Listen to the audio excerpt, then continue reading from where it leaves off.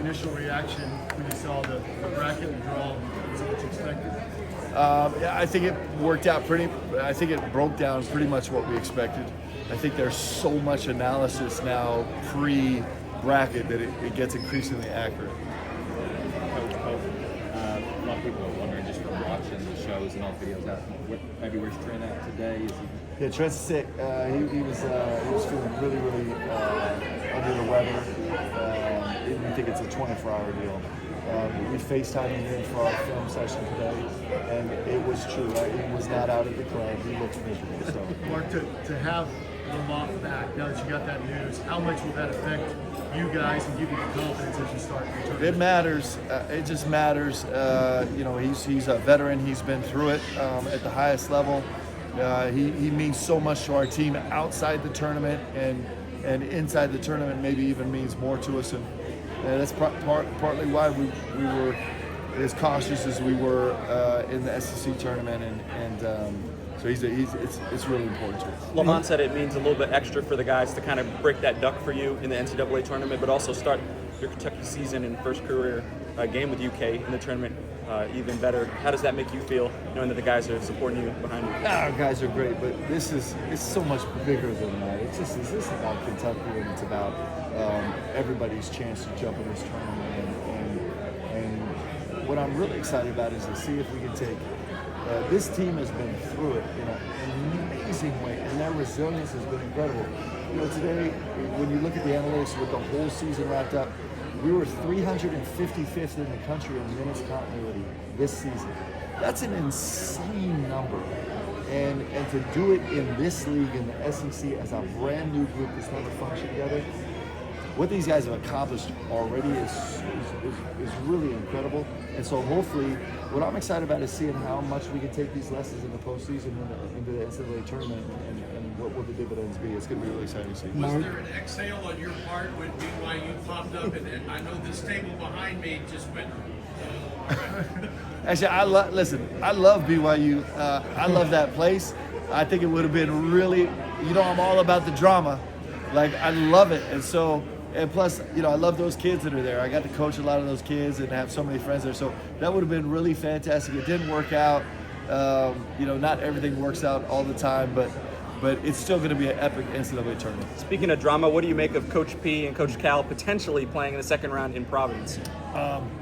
Listen, if I know anything about Coach P, he wants all the smoke, and he wants all the smoke. Bring it. So, it's so competitive. I mean, every single round is so competitive. Every single team, whether there's a 16 by your name or a 1, these are all championship caliber teams, and so it doesn't. At the end of the day, probably the names don't matter that much. It's like everybody's fighting for their life, and that's why the NCAA tournament is so beautiful. It just is.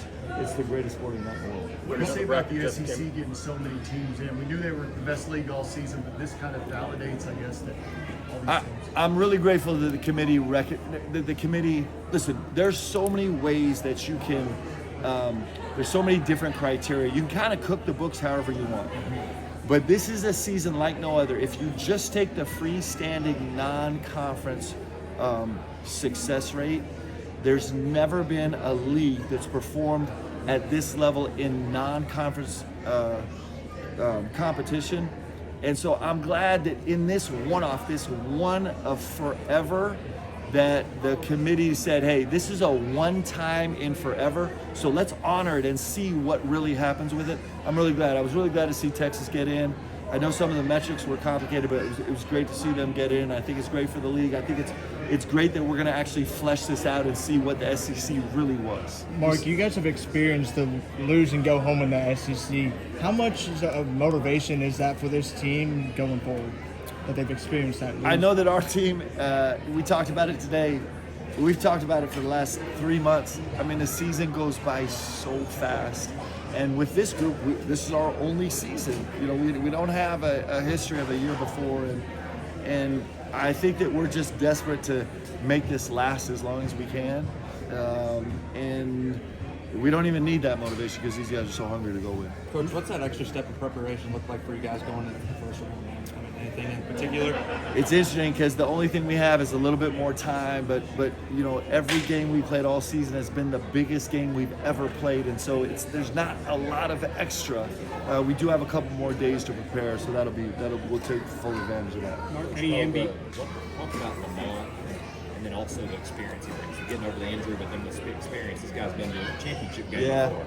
Yeah, you know, the only way to gain experience is to experience, and he's done it. He's been in first round games in the tournament. He's been in Final Four games in the tournament. And he, like I said, he's just such a steadying force for our team anyway, on both at the point of attack on the defensive end and initiating offense on the offensive end. And you add in his experience, he's a difference maker for Mark, us. another bracket just came out. Do you have any familiarity with Troy just over the years, or anyone affiliated there? Well, I've seen them a little bit this year. I think they're the number 7 steals team in the country. They're one of the top 20 or 30 offensive rebounding teams in the country. They're an elite level defensive team.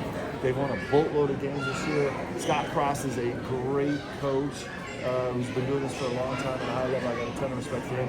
So I haven't got into the nuts and bolts of them yet, but it's a terrific team. Every team in this tournament is so good. Look at the teams that didn't get in, right? This is a big-time tournament. It's great teams. Any NBA memories? I have so many memories. It's a really special place to me. You know, George Karl was the only coach, sorry George, but dumb enough to actually start me in the NBA. He started most of the season there on a great team. We made an epic run all the way through the Eastern Conference Finals to a Game 7. I have, you know, my first daughter Ella was born in Milwaukee. I would drive home every day. We live right off Blue Mound Road, and drive right by the Cops Custard, and on the placard they'd have what the custard of the day was and call Leanne and be like, are we getting it or not? Like, I just have, you know, we have great friends there. Milwaukee's a special place to us. Isn't Coach Fieger from Milwaukee? Coach grew up in Wisconsin. He's a diehard Wisconsinite. Coach, playing in the tournament on a Dayton, a Drexel, even a San Diego State is a little bit different than playing as Kentucky. How do you think the guys will handle being the hunters in their previous stops to being the hunted now as a 3 seed? It's like they've been hunted every single second of every single minute of every single hour they've been in Kentucky. So in that sense, it's nothing new. This is why you come to Kentucky. It's why you come here, and I think our guys understand the challenge. I think they're excited about it. I think it's why they came here, because they want the smoke. Like, bring it, and it doesn't always work. You know, we've had some of the most epic wins ever here. We've accomplished things that have never been accomplished by a Kentucky team before, and we've also taken some hits, and we want it all. And so I think our guys just we want to go figure out how to win. We want to go find a way to go win this NCAA tournament. We can't wait to get at it. You mentioned the motivation earlier, and you said Friday night that you kind of wanted that loss to linger. You wanted that to soak in before they moved on. How do you feel about the way that they kind of took that in and what you've seen from these last 48 hours? Well, I'm glad none of you were there Saturday morning. And Saturday morning was super therapeutic for us. Friday night was really, really hard. Saturday morning was really, really hard. And you go through a grieving process, and you do. And you know, there's so many things that I'm not good at. I'm not a good loser. I'm just not good at it. I'm not mature about it. And it hurts, man. It hurts. And it hurt our guys. It hurts our guys. And our guys were literally hurt also, and emotionally hurt.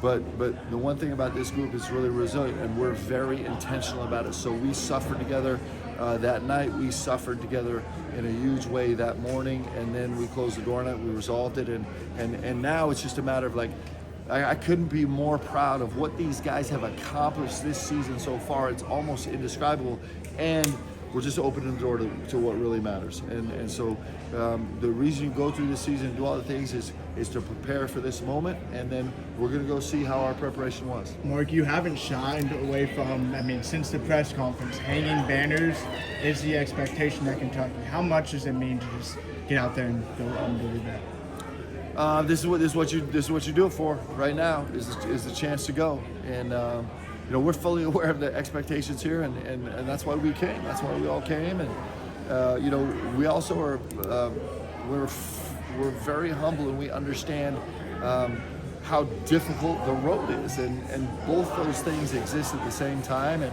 that's why it's such a beautiful challenge. And we'll spend the next, you know, the next 5 days, laser focus on one thing, and that's Troy, and try to figure out how to beat him. Mark, how are you handling the fact that you're in the hunt for your first win in the NCAA tournament as a head coach? It just doesn't really matter. Like, that doesn't even register for me. It's like, guys, if this is about me, then it's just dumb. Like I didn't come to Kentucky to make this about me. Like, I actually have no interest in me. I have interest in our team. I have interest in this program. I have interest in this tradition. I have interest in these guys who made this bold and brazen decision to come here with nothing proven and say, hey, we're going to go make our mark on this game, which they've done so incredibly well this season. And so I would hate for this ever to be, people are going to talk about what they're going to talk about, but this is just so much bigger than any one individual here. And if in my mind I make this about me or make it about one person, we're missing out on the greatness of what Kentucky is. Because this is the community. This is the biggest community in sports, and it's way bigger than that. I'm not trying to be dismissive. I'm just like, of all the things that matter, that doesn't matter. You guys are awesome. Thanks. Appreciate you guys.